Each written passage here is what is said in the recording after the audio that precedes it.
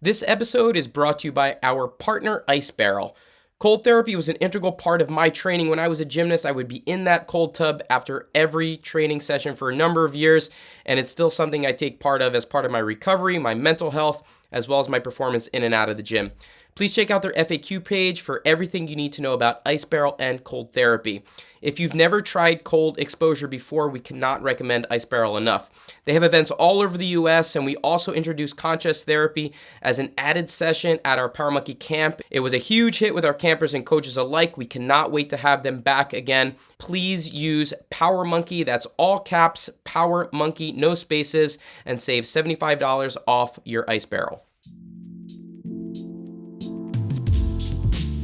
Welcome to the Power Monkey podcast, where we chat with the best in the world of fitness about what they do. I'm your host, Dave Durante, with my co-hosts this week being Jordan Samuel and Nicole Bonner, and we are excited to have a return guest, someone that has not been on the podcast with us for a number of years, but we love her, Tasia Percevecz. Tasia had an incredible athletic career, first starting off as a gymnast, going on to compete collegiately before becoming a star in the CrossFit space as part of CrossFit Mayhem Freedom's team, winning a few team titles along the way with the legend himself, Rich Froning. Tasia is in a new space these days, trying to help women of all ages have a better relationship with food through her new program, Wonderfully Made. This program lasts for 12 weeks and hopes to build a more intuitive eating approach and help deal with some of the challenges that come along with dieting. We speak about this new journey she has taken on as an intuitive eating nutritional therapy practitioner and why this has become such a passion for her. We are also in the midst of the Olympic Games, which of course you probably know that we are incredibly excited about. So we talk a little bit about the gymnastics that's been going on, what Team USA and the other great gymnasts around the world have been doing. We are also very excited to have Tasia come on board as part of our Power Monkey Camp staff this year. So for those of you who have already signed up to come to our next camp in the fall or maybe next year, you'll have a chance to work with Tasia in person and also to chat a little bit more about what her journey has looked like up to this point. Enjoy. Well, Tasia, thank you so much for taking the time to be with us today. How are things going? Where you're in Tennessee, correct? Yes, that's correct. I'm in Memphis, Tennessee. Amazing. And life is going well for you right now? Yeah, things are going so well. Thank you guys for having me. I'm excited to be here. Definitely feeling the heat in Tennessee and the humidity, but keeping really busy with work and really enjoying what I'm doing, regular life stuff. So working out, being with my family, all those things. So really, really grateful. Excellent. Well, we want to give a little bit of a recap on kind of your career as an athlete, if that's cool, just for our listeners out there. Can you talk through what you did growing up? And then, the number of accolades is significant when it comes to the CrossFit side of things, but can you kind of give our listeners a little quick recap so we can give some understanding of who we're talking to on the athletic side and what an incredible athlete you were Yeah, and absolutely. continue to be? Thank you. So I grew up a gymnast since I was 5 years old, did gymnastics all the way through as a young woman and all the way through college. I competed. After college, shortly after college, I found CrossFit and really fell in love with that. And it was a cool opportunity to see my gymnastics background and that passion that I had translate into the CrossFit space. I competed as an individual in 2015. I qualified for my first regionals, but I did not make it to the games. And then 2016, I made it as an individual to the CrossFit Games where I placed 15th. I ended up moving to Cookeville, Tennessee to join CrossFit Mayhem Freedom, and I competed with them in 2018 and 2019, where we were able to win gold both years. So that was a really incredible experience for me before I retired. Amazing. Amazing. We could probably spend an episode just talking about each of those individual years themselves. But I asked because I wanted to know a little bit more of the gymnastics background, because we're going to just talk about this for a minute because it's going on. It's topical, and we've been talking about it nonstop within our Power Monkey community about the Olympics going on. And I'm curious from your perspective, I don't know how your gymnastics career turned out. Obviously, you did it for a long time, but do you have good emotions when gymnastics is now shown on TV and the memories that come back, or does it, is it something you try to stay away from? How is your relationship with gymnastics these days?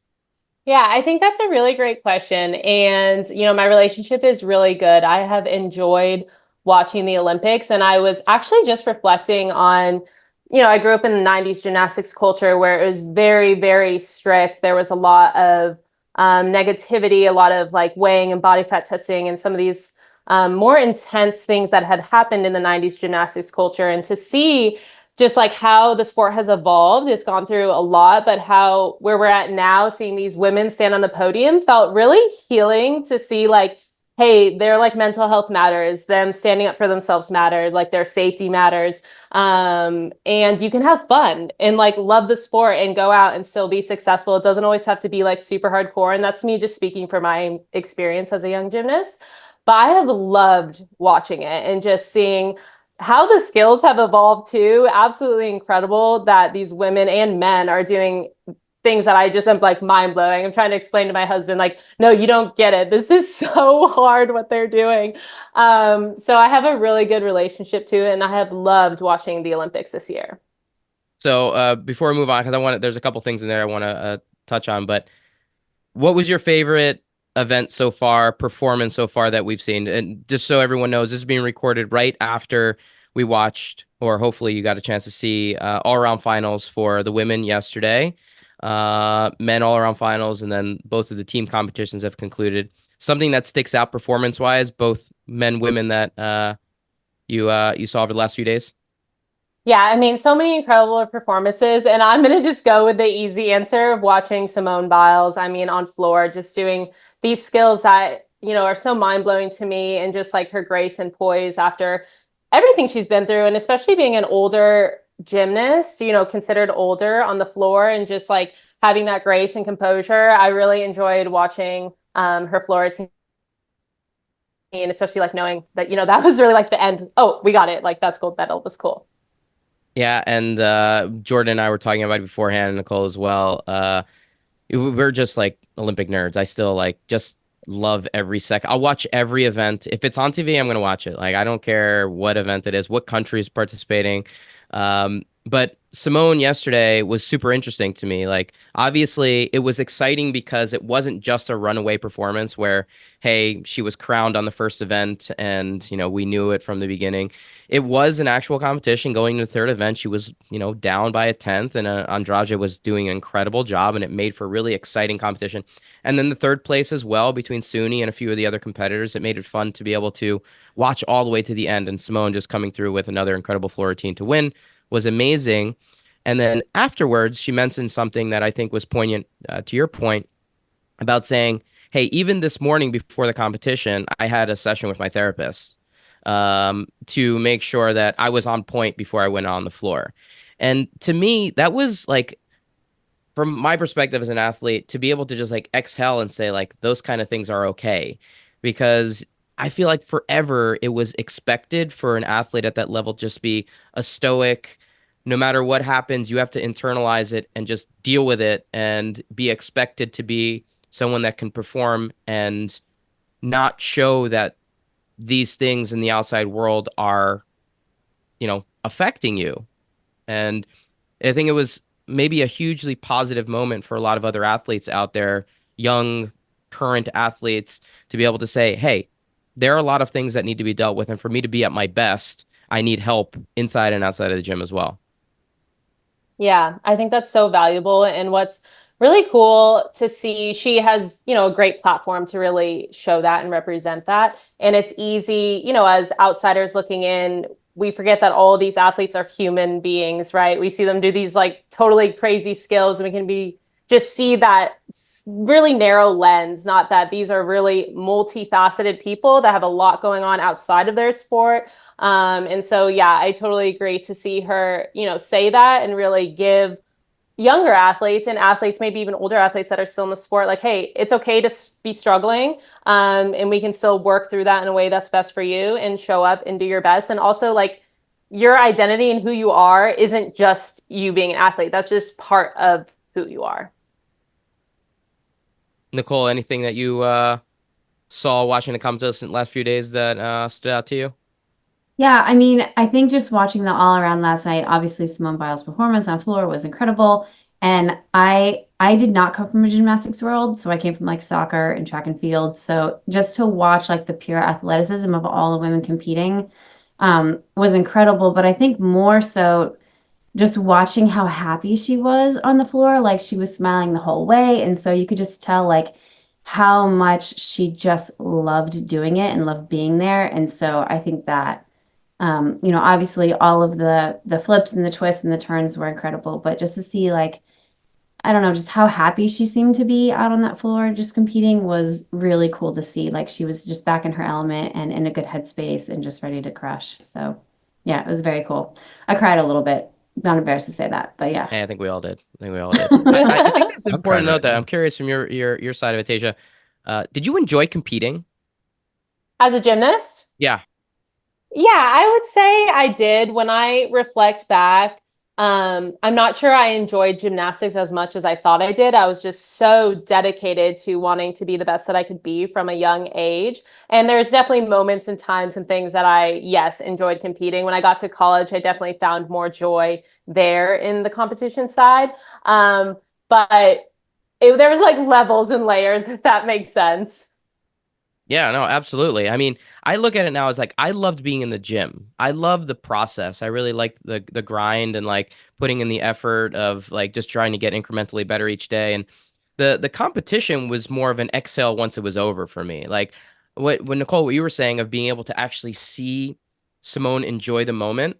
I didn't feel like I had many moments like that when I was a competitor. It was like so nerve-wracking for me that by the time it was over, I finally felt like I could exhale, like, okay, we did that performance, it was finally over. So to be able to see athletes actually go from event to event and enjoy and be in the moment, I'm a little envious of that. And so I'm always trying to find like what allows an athlete to be able to, be in front of 20,000 fans and millions, if not billions of people on TV watching and be like, I'm going to enjoy this and still perform at my best. And it's just special to be able to do that. Tasia, was there an event that you preferred to compete in? In gymnastics, I was best at like those power events, so floor and vault. I don't have that flexibility as much. That comes like much harder to me. So beam and bars were more of a struggle. So definitely the power type events. Okay. And then so do you feel like it was an easier transition into CrossFit, or were there some things like, I talked to a couple gymnasts who were very competitive in the collegiate level, but then like people think it's just an easy transition into CrossFit, but it's a little bit harder than I think some people assume. So Yeah. for you. Yeah, I think that's a really, good question because a lot of the gymnastics in CrossFit, some of it really translate, like obviously handstand walking, handstand push-ups, rope climbs, things like that. But ring muscle ups for women, we have the strength, but I was never doing ring muscle ups, in gymnastics. So I feel like I had a lot of good transition because of just the body awareness. So learning how to clean and snatch, the timing was difficult for me in the beginning, but once I got it, I got it. But yeah, so I think there's benefits, right? If you're comfortable being upside down, like some people have never been upside down before, that really plays dividends. But also we are still learning how to do a ring muscle up, and things like that. Yeah. Yeah, I always like to bring this up because it's kind of interesting what CrossFit has done to the gymnastics side. I every once in a while go back in the summers and coach the kids at Flip Fest where we host our Power Monkey camp. And for years, they would have open gym sessions. And during open gym, you can do any event you want. You can go run around. You can jump on any event. And for years, the guys would stay on the guys' events and the girls would stay on the girls' events. And over the last 10 years or so, as CrossFit has like gained more and more popularity, an open gym session would start and rings would have a line of girls that I had never seen before that was just very heartwarming to say, hey, this is an event that is possible now. Maybe my mom is doing this in a CrossFit gym, or maybe somebody that I know has jumped up on a rings or I've seen a video, and this event is not just for guys anymore. And it's really cool to see young girls actually jump up and maybe try a muscle up when they're 10 years old and not for the first time once they're done with gymnastics. Yeah, I think that's so cool. Just hearing you talk about it, I'm like, to see the women be like, okay, I'm going to try to do this now. If we could try and figure out how to do the pommel horse, I'd be like, that's next level. So amazing. We're gonna have that as a new station at camp. I want to get pommel horse guy for those of you who are watching gymnastics, Steve Nedorosik, the darling of the Olympics so far. Actually, tonight, this is being recorded during the first night of event finals, and Steven will be going for a gold medal for Team USA. He is a world champion on the event of pommel horse, and hopefully he can bring back another medal for USA. But it's been very fun to watch that side of the sport. And I will just say that we do have a pommel horse at Power Monkey Camp that I am more than welcome to bust out and have as a station at camp if the campers find it interesting enough to. Jordan, you think you could jump up on pommel horse and try something? I think I could do a burpee up and over the pommel horse. Yeah, that's what I could do.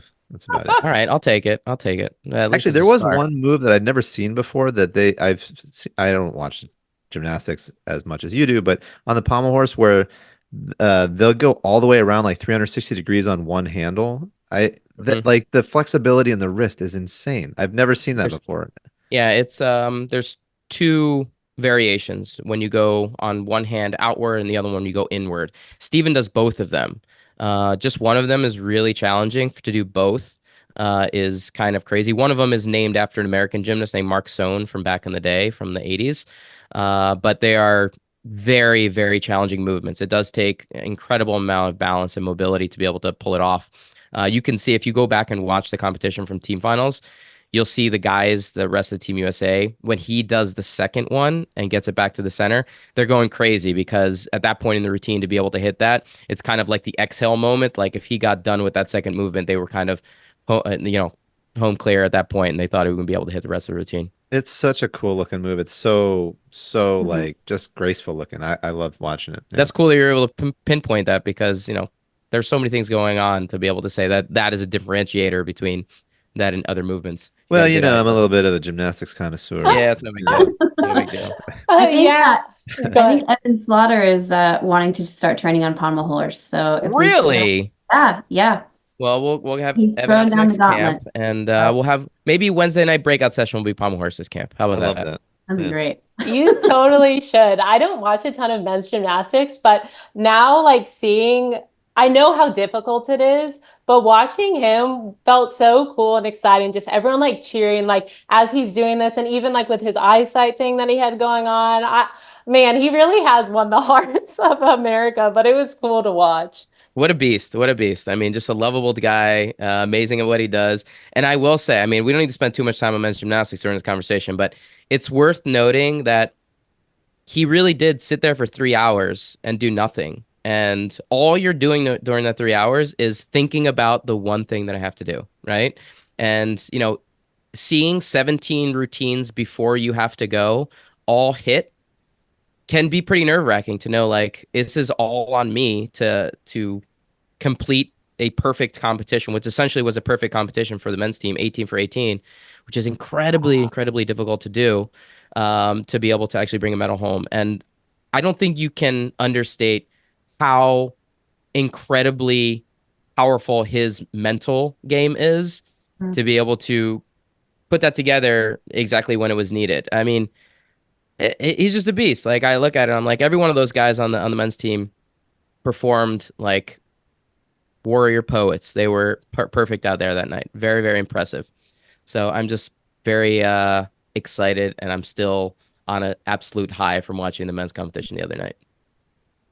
Yeah, that's super cool. I think like the pressure, like you're talking about, that he has the most pressure going at the end like that, and seeing all those things before him. It just builds and builds. And, I've competed at the CrossFit Games, and that's, a lot of pressure, but the Olympics, like that is next level. I can't even imagine. I don't know. Every 4 years. Being on a team with Rich Froning might be a lot of pressure, is my guess. It was a lot of pressure. Fair enough. You got some eyes on you at all times. Like, do not mess this thing up. That's true. My goodness. There was another athlete that stood out so far from our perspective that we wanted to bring up and see whether or not you had a chance to not only watch her perform as part of the USA rugby team that won a bronze the other day, but also her incredible social media that has kind of taken over the Olympic moment right now. But Alona Mahar, who is just a superstar. Have you followed her at all over the last 10 days or so? Yes, I have started following her and I've seen some of her content before 'cause she's so good in like the space of, talking about her body and like how bodies are all different and like talking about her BMI and how she's still an Olympian. And I think it's really cool representation of like there's all different body types in the Olympics. And you don't have to fit into some certain mold to be an Olympian or just be a person, in general. And so she has been so inspiring. And I think she really speaks to my heart as being like in CrossFit, where, I've faced some of the things she's faced of being told I look like a man or I'm too strong or all these different things. And so to see her not only with her humor and her joy to step up and be a representation for women, but also just like a strong and powerful woman is super awesome. Yeah, I think she's been amazing and just so funny. Like, Yeah. she's hilarious. I love seeing her stuff. And obviously, they put on an incredible performance the other day against Australia to win the bronze in the last second. Another amazing Olympic moment. They seem to happen daily, which is so cool to see. But this brings us to kind of what your current project is and something that I'm sure you're very proud of. But can you tell us a little bit about Wonderfully Made and exactly what you're doing right now?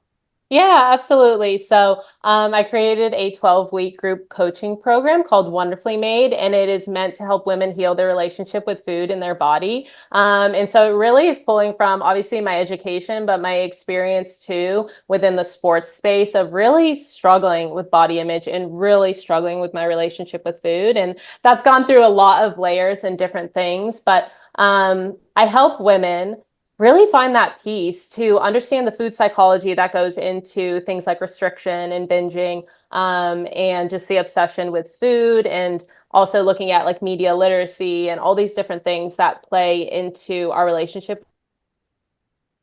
It's really ultimately helping women heal that.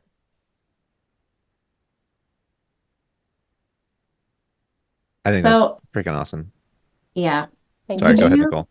No, you're fine.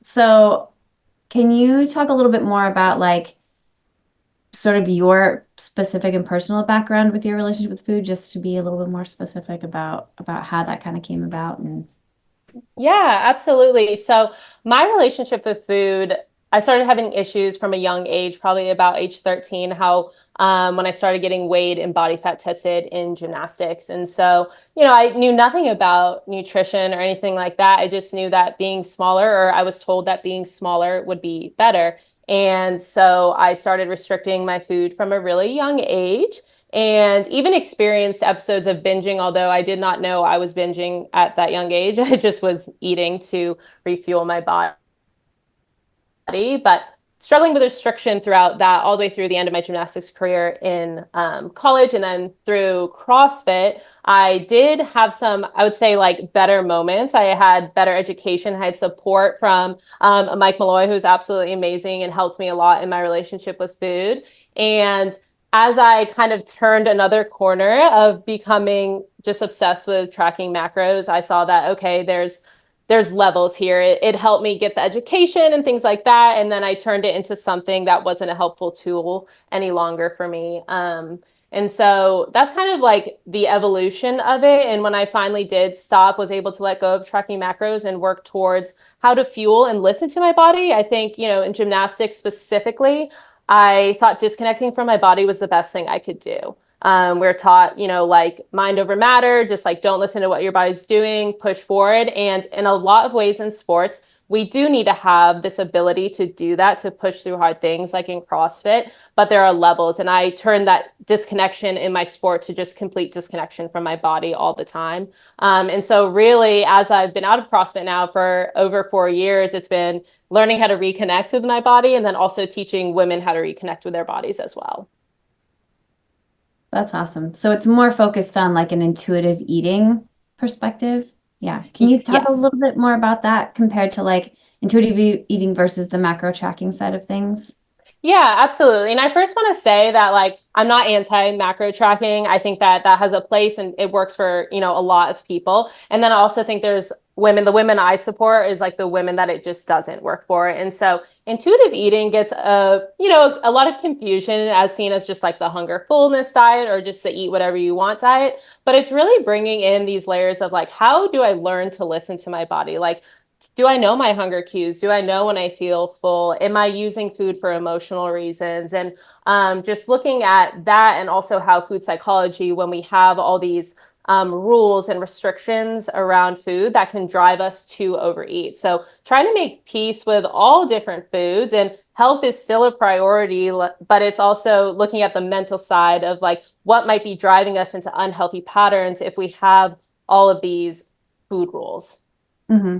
Oh yeah, absolutely. I think too, from a like personal perspective, like it's so easy for me. I love food. I love to eat. I love talking about food. I love like going to restaurants and all of that. And so personally, like it's easy for me to justify sometimes what I eat, where it's like, oh, I'm really happy, so I'm gonna justify eating this food, or I'm really sad, or it's a Tuesday. Like, I can kind of like pull into any of that. And so it's interesting now learning a little bit more just to say like, okay, if I'm craving a specific thing, or if I need to look at other factors like, am I truly hungry? Have I had enough sleep? Have I had enough carbs? Have I had enough protein? Like kind of what that looks like internally before I like look at the food externally. So, yeah. Yeah. And I think that's such a good point too. Is like you're taking into all these different factors that could be driving you to eat a food. And so teaching awareness, I say awareness like 100 times in my course, because it's like, oh, I didn't have this awareness about food, or this awareness about the media, or this awareness about diet culture. And as we gain those tools and that awareness, we're better able to make decisions for our optimal health. Mhm. So Yeah. things like hunger and fullness cues, are there universal ones that like we can just say, hey, these are things that everyone can kind of like lean into, or are they individual specific, like everyone has their own hunger and fullness cues according to kind of their own situations? Yeah, that's a great question. And so I would say I would universal hunger and fullness cues, but your stronger cues, like you might have stronger cues in your stomach, of like your stomach growling. I might have stronger cues of feeling fatigued and irritable. And so there's an umbrella of cues that everyone has, but you just might have more of like a preference towards certain ones. Does that make sense? Yeah, so kind of manifests itself slightly differently, or they prioritize themselves slightly differently. Like maybe if you're someone that gets hangry, then that is, I think my whole family has a tendency. Is that genetic by any chance? Is there a genetic test that can tell you whether or not? Because I'm pretty sure we all have it. It's definitely in the Durrani household. I have the hangry hunger cues as well. And so what exactly, this is a new term for me and I'd like you to kind of expand upon it, but you're a nutritional therapy practitioner. So, I mean, maybe it's going into what you've already mentioned, but what goes into that particular role, that particular title? Can you elaborate a little bit? Yeah, absolutely. So the NTA, the association that gives you the certification of the nutritional therapy practitioner, really teaches a holistic approach at looking at the body. So we're looking at, of course, nutrition and digestion, blood sugar regulation, mineral balance, hydration, stress, sleep, and looking at how all of these factors play into our optimal health, and how can we look at these things to help us get to a healthier person. Like maybe our stress is like really chronic, and that's something we really need to take into account because that's affecting our overall health. Similar to just the basics, the foundations of health really is probably the best way to put it, is understanding the foundations and how we can help people implement those into their lives to be as healthy as possible. So can you give me a little bit of an example of, hey, I'm a new client coming to you and, I'm struggling in, a particular way with my relationship with food. How do you go about the first interaction with them? Is a blood test necessary to be able to figure out some blood markers? And are those things factored in prior to giving recommendations? Are there medical advice pieces and components to this? Can you give a little bit of a rundown in terms of how the interaction starts from an initial assessment standpoint? Yeah, for sure. So, for me, I'm working really with the mental, emotional side and how that affects you with food. So, it's really a lot different than what you'd mentioned as far as blood work. I think people do need to be getting blood work from the general practitioner or other people that's within the scope of practice. But for me, it's, hey, okay, let's look at your core beliefs. Like, what are these things that you've maybe held on from a young age that could be influencing your relationship with food and your body?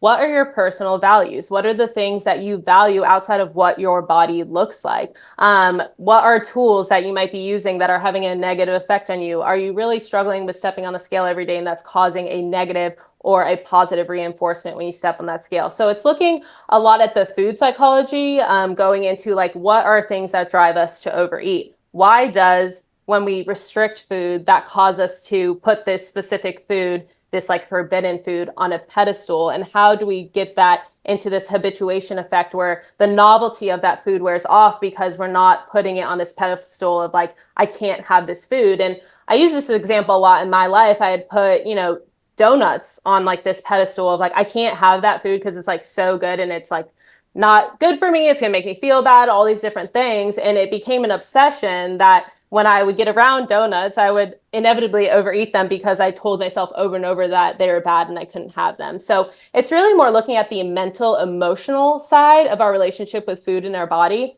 Obviously, I bring in education on nutrition, so people can understand macronutrients and micronutrients and how those things, building a balanced plate is beneficial to your overall health. But does that answer your question? Yeah, it does. I want to mention that I can't imagine that living in Cookville for as long as you did and having Ralph's Donuts down the block from the gym. It was I was actually gonna next say. door when the gym was in the old location. How difficult it must have been, because that really is, I think, the best donut in the world. So I'm sure that was extraordinarily challenging for you.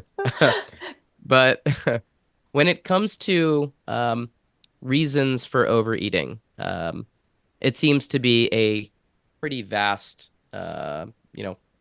is it access? Is it, an emotional component? And I'm curious from your perspective, are there some top tier things that come to mind when you're dealing with a client that maybe another person who's listening can look out for as something that might resonate with them in terms of, hey, that's maybe one of the reasons why I'm overeating and I haven't been able to pinpoint it?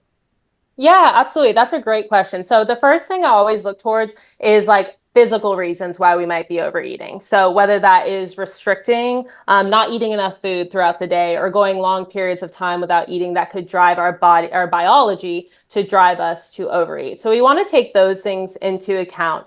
Also, maybe if you're not sleeping enough or you're under a lot of chronic stress, these are other things that could be driving us to overeat. Then we want to look at, are we restricting mentally foods that we love? So we're not allowing ourselves to have certain foods that we might be craving. That could be driving us to overeat. Then also, like we talked about, is food something that we use to cope with our emotions? Is that something we learned when we were maybe a young girl? Is like we are taught, like, this is how I cope with emotion, or this is how I find some sort of way to self-soothe or to numb out. And so we want to pull back the layers of why we are overeating. If we have all the physical things taken care of, like eating enough, eating regularly, enjoying the foods we love, then it might be time to look at, okay, I'm using food to cope because I don't have other coping mechanisms in place. I don't even know what to do when I feel lonely or when I feel excited. The only thing I've ever done in my past is turn to food. And so really building up an arsenal of different coping mechanisms for when we are feeling sad, because it's inevitable, it's human. Emotional eating, I'm really an advocate for it. It's not a bad thing. We don't want to look at it as bad. That is one way to cope with emotion. We don't want it to be our primary way, and we don't want it to be the only way either. We want to have an arsenal of things. So when we are feeling sad and we're making a decision on how we're going to cope with this emotion, we can decide, okay, yeah, I think, this is how I'm choosing to cope with the emotion. Or, maybe I really just need to go for a walk because I know the cookie's not going to solve my emotional problem. And the walk might not solve my emotional problem either, but that I have the ability to make that choice. Mm-hmm. Yeah, that makes total sense to me. I'll let Nicole jump in a second, but I just have one quick follow-up with regards to how fitness fits into it. And obviously you come with such a strong fitness background, and fitness can be such a key component to a lot of these external issues that people have, whether that be with sleep or whether that be with, mental issues, or whether that be with, dietary or food related issues. And, you know, is there a recommendation around fitness that you're able to give as opposed to just recommendations around, eat this, don't eat that? Let's look at what your relationship looks like. Does fitness play a role when you're dealing with a client saying, hey, it should be a component of your daily life because it will then positively affect the things you're dealing with on the food side. Yes, 100%. Getting active. And so I think, there's a lot of different ways we can work out. And so really finding something that you can commit to, starting small. If you have to start small, maybe you're doing no fitness and you're just really sitting down throughout the week. What is a small, realistic goal that I can set and then build from there? Maybe that's 30 minutes of walking a day. And then I'm going to build in another, a strength training day and so on like that. So yes, fitness we know plays a role in our physical, mental, emotional health. Big advocate for adding that into our routine. And also really finding a routine that we enjoy. We're not going to love going to the gym every day. We're not going to be motivated every day, but really a routine that you're like, hey, this does make me feel good. I enjoy what I'm doing, is really important in regards to fitness.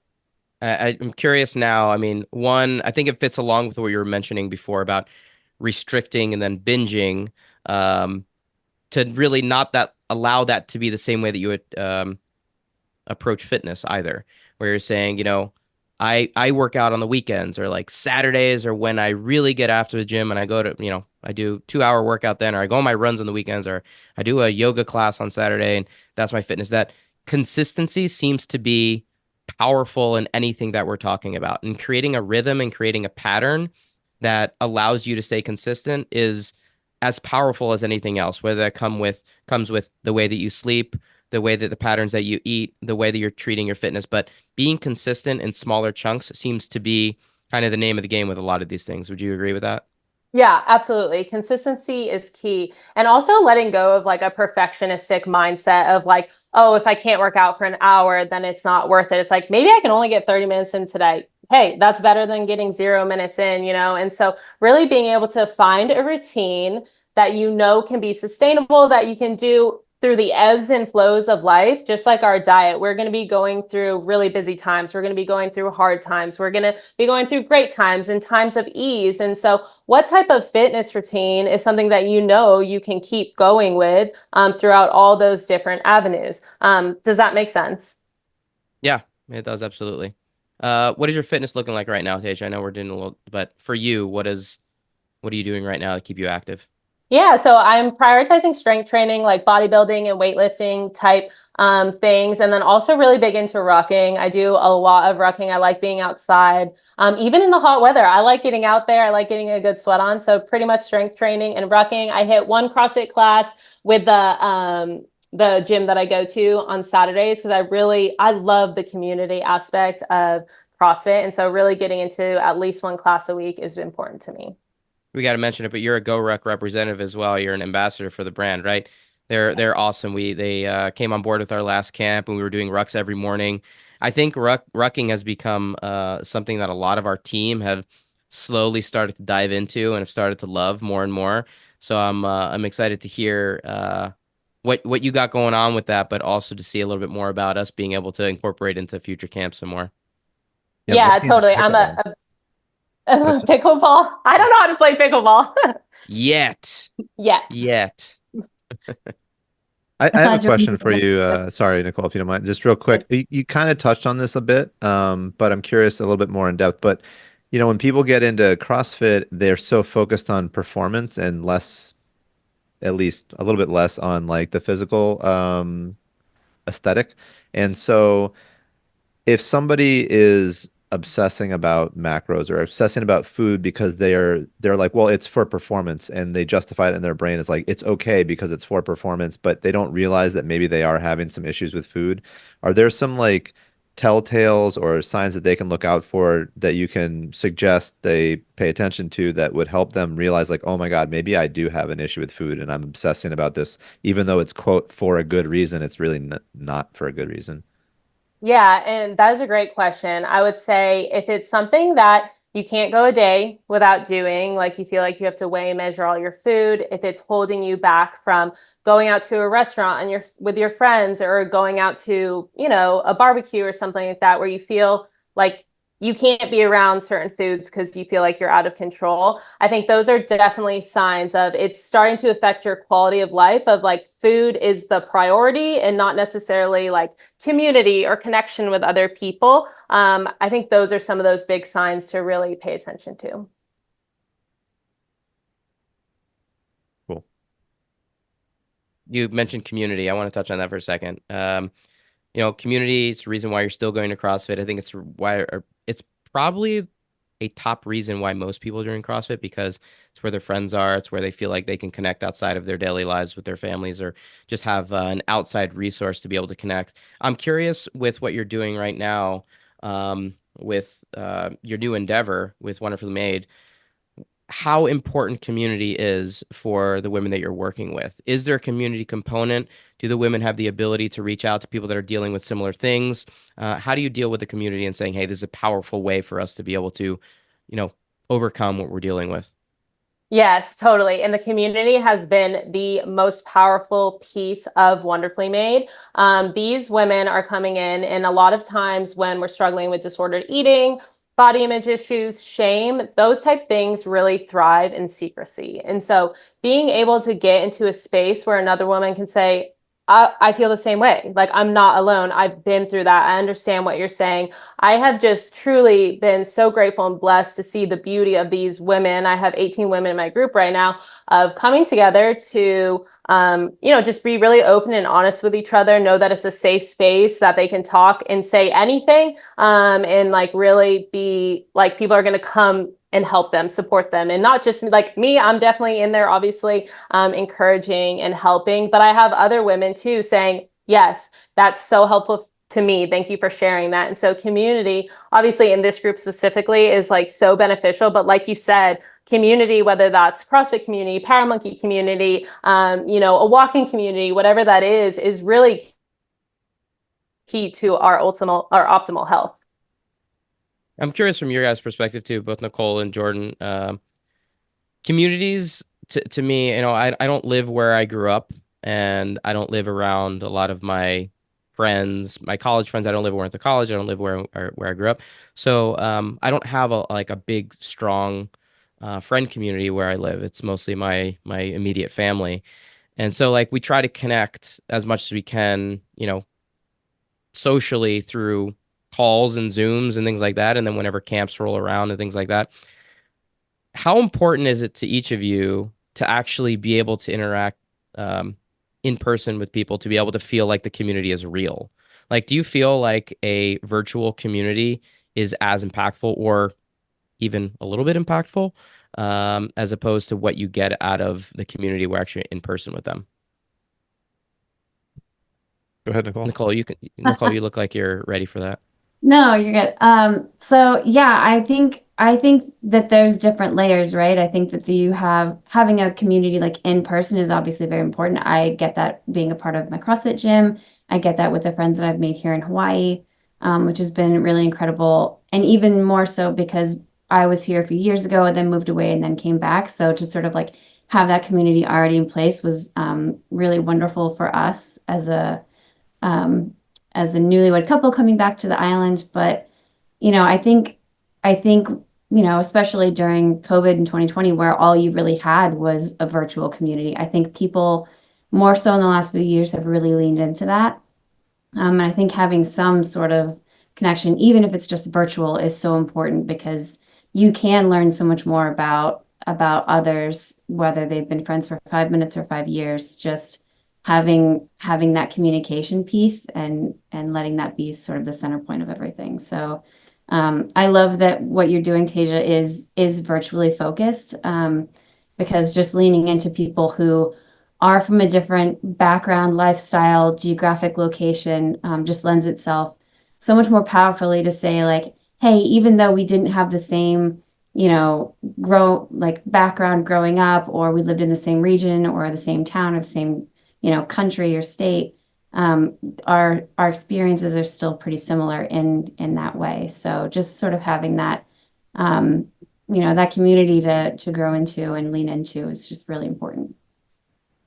So. I would imagine in that case that what you're building, Tasia, is an opportunity, like Nicole said, to create bonds and relationships that are spread out throughout the country or wherever. So then somebody could be like, hey, you know what? I have a friend in New England now. I want to go to New England because I know that I have somebody there that I can, touch base with, or they can show me around. And it's a big part of what Power Monkey provides. Dave says it at the end of every camp that, you just spent with us, you're part of the family now, and now you have friends from all over the world. And if you go to Germany and there's somebody here from Germany, that you've got somebody that you can connect with there. And the COVID thing was really pivotal for me because I'd always kind of viewed myself as like a bit of a loner, and I didn't really need a lot of people or community.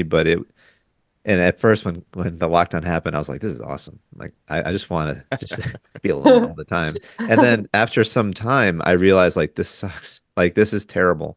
And so there are two great things for me that came out of COVID is my recognition of how important, you know, connection is with people, and to make those efforts to go and see them, whether it's in person or otherwise. And then the second great thing is like every time I do a phone call now, it's always a FaceTime. It's never just a voice call. And it's more than even like I would never call anybody, even on the voice. It was always text, but now it's like I'm FaceTiming, like because it's fun to see somebody's face. So Dave, to answer your question, community, it's everything. And I didn't appreciate it strongly enough until the world caught on fire. And so apologize that it had to come to that, but for me, it was there was some real silver linings there, and I'm grateful for that. So, yeah. Tasia, sorry, just I'm curious if you've found that to be interesting with your community, with the women that you're working with. Has there been any inclination for you guys to meet up? Have you had the opportunity for them to all come together? Is that something that you think they would find beneficial if you were able to kind of pull that type of event together? Yeah, I think it would be incredible. Right now, we meet weekly on Zoom. And so we're getting that face-to-face interaction, but not the in-person. I know that I'm going to the CrossFit Games this week, and a couple of them are going to be there. So we're definitely going to meet up already. And so I think that's really cool. And just to see there is like this friendship forming that I know will continue past the end of the program. And so, yeah, I think just like Power Monkey, you're going to have friends all over the country, and friends that you've been through some like hard stuff with. You've worked through some challenging times and they've been there to support you, and that really deepens the bond. So there's going to be a Nicole, wonderfully I made jumped. camp that's coming Sorry. up. There's going to be a wonderfully made camp that's I coming mean, I haven't thought about it until you just said it, but I feel like that is a really good idea. up. We We know a have a guy. really We great know a location place. in Crossville, Tennessee. Yeah, we're not that far away from you. We could probably put something together quite nice for you guys. That sounds amazing. Tasia, I does think everyone... Oh, go ahead. no, Nicole, I was just gonna say I jumped on you last time, so go ahead and I'll let I, you speak. Sorry no, about that. I was going to ask, does everyone start the program at the same time, or do people just kind of come in as they connect with you? Yeah, so everyone starts at the same time. I have the group programs launch on a specific day, so everyone's going through the same lessons and content at once, which really helps cultivate that connection of like working through some of the things that we can all talk about it and be on the same page. That's awesome. And how long are the cohorts?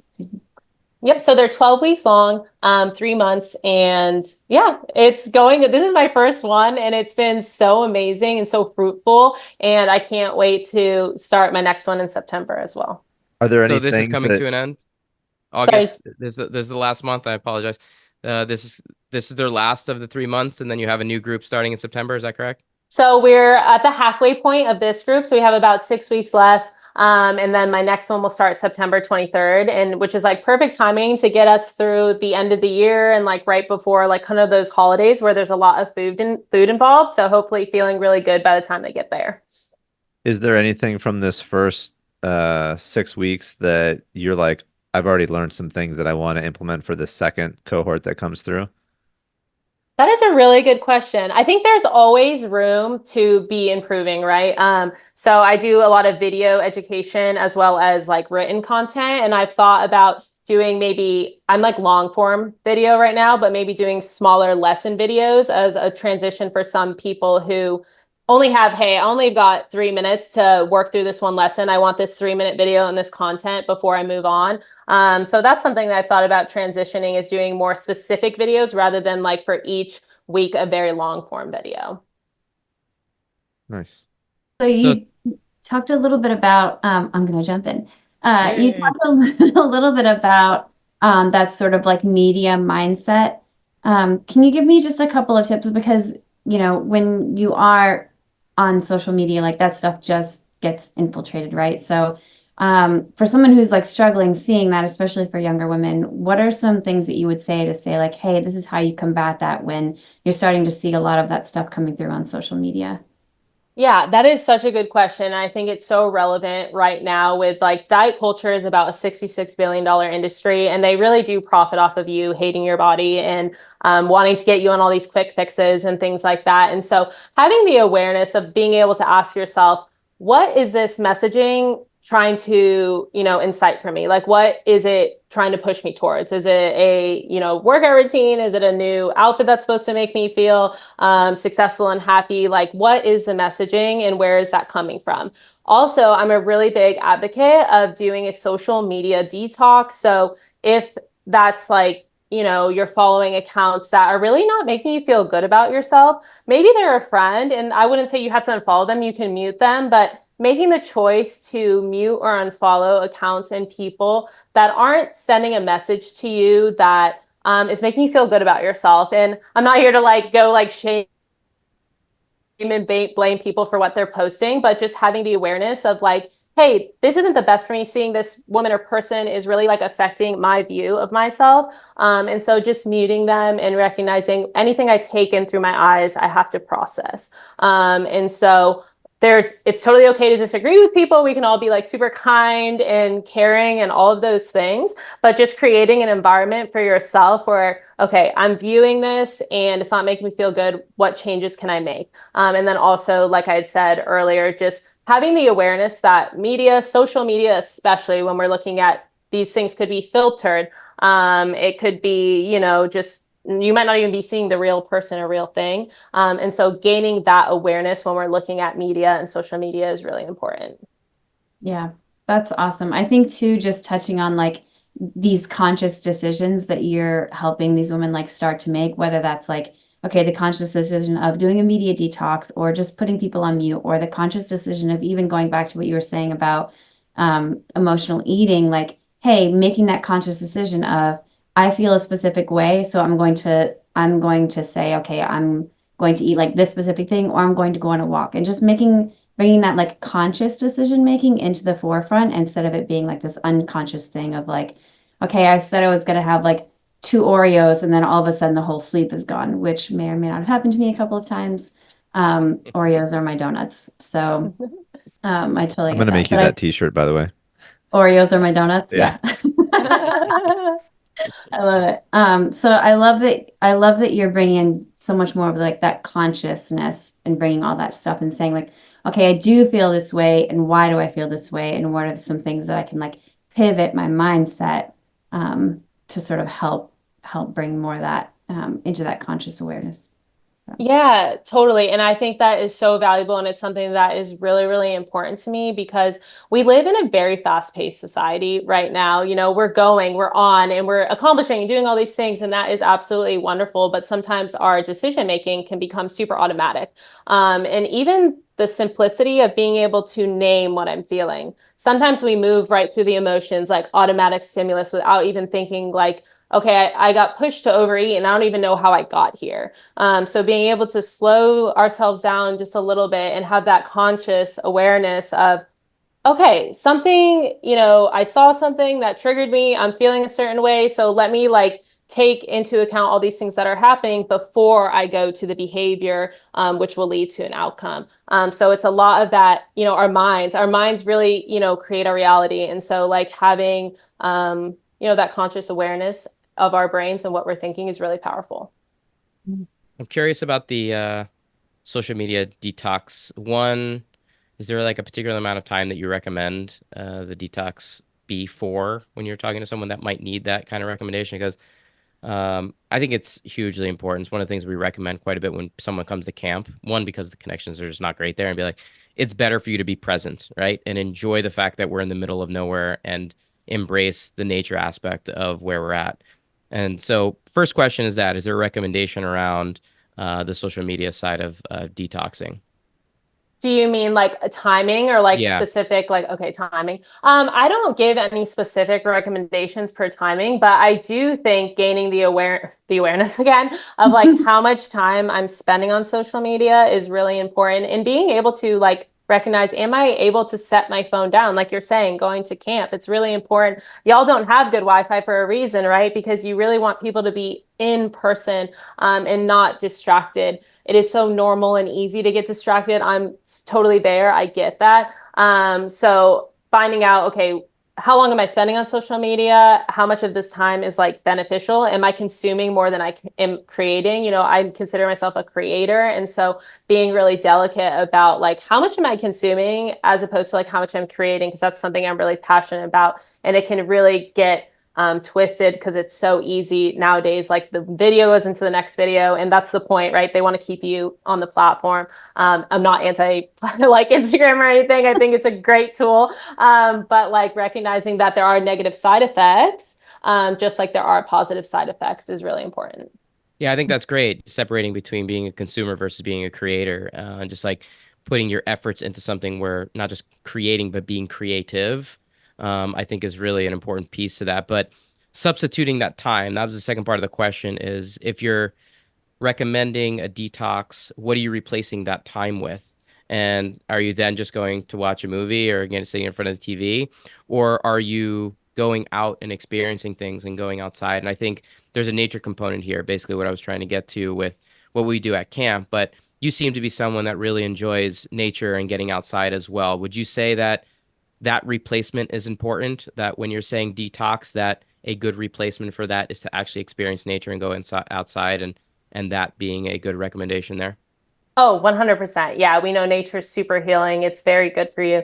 Mental health, physical health, there's a lot of benefits. And when I'm talking about like coping mechanisms, getting out into nature, going on a walk, those are some of these type of coping mechanisms, but also maybe learning a new skill or like doing something just to play. Like, what did you enjoy doing as a kid? Did you like riding a bike? Do you like doing a puzzle? Do you like sewing? I think as adults, sometimes we forget that like we can still play. We can still go out and do things that we really enjoy, that we don't need to make money off of or need to prove or show anything to anyone. It's just like, do you enjoy doing something, especially specifically with your hands or like with your body, to get you present into the moment?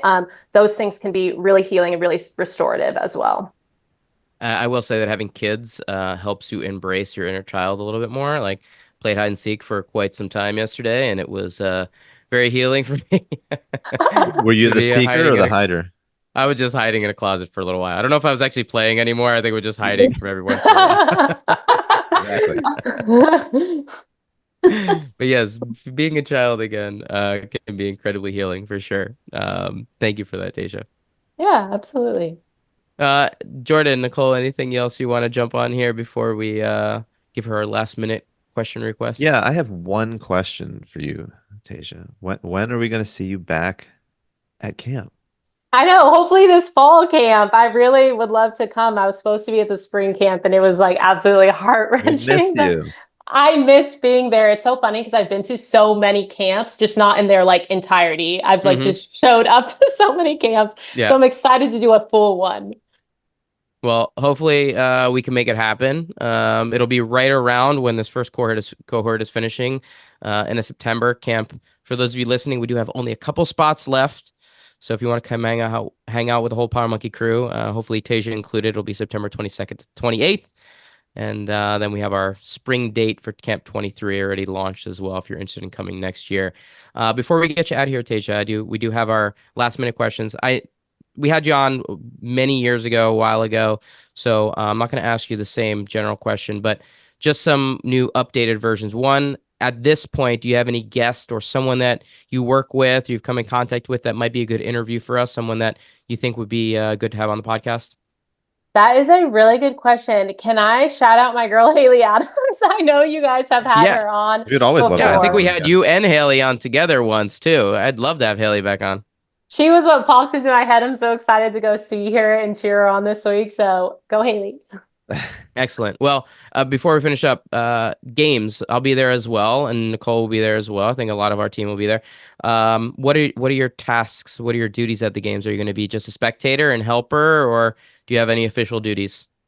Yeah, so I'm going to be with her in the back, making sure she's got She's on time for a heat. She's got all the snacks she needs. She needs the emotional support, like really cheering her on. I'm not her coach by any means or anything like that, but really just like her emotional support girl. So I'm excited to be in that role. And really just be there for whatever she says. Tasia, I need this. You got it, girl. And just really cheer her on throughout that process. Do you have to wear a vest that says emotional support friend on it like the dogs do to get backstage?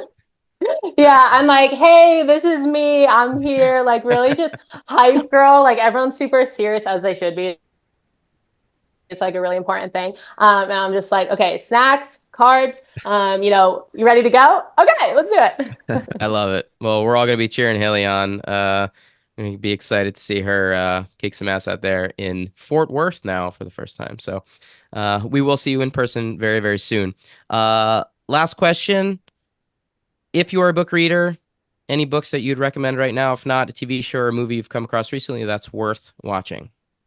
Okay, that is such a good question because I read a lot of books. And so I'm going to go with the first one that popped in my mind. It might not be a good fit for everyone, but The Body Keeps the Score has been a really impactful book to me by Bessel van der Kolk. And so he's just an amazing trauma therapist. And he just talks about how, especially in my work, like how the things we go through, they do impact our physical body and how we can still like go on and heal through that. And it's a very impactful book. But I would say definitely approach it when you are like in a good place. There's some heavy stories in there, but it's really, really cool and informative. Awesome. I think that's the first time we've gotten that recommendation, so thank you. Yeah, absolutely. Jordan, Nicole, anything else on your end?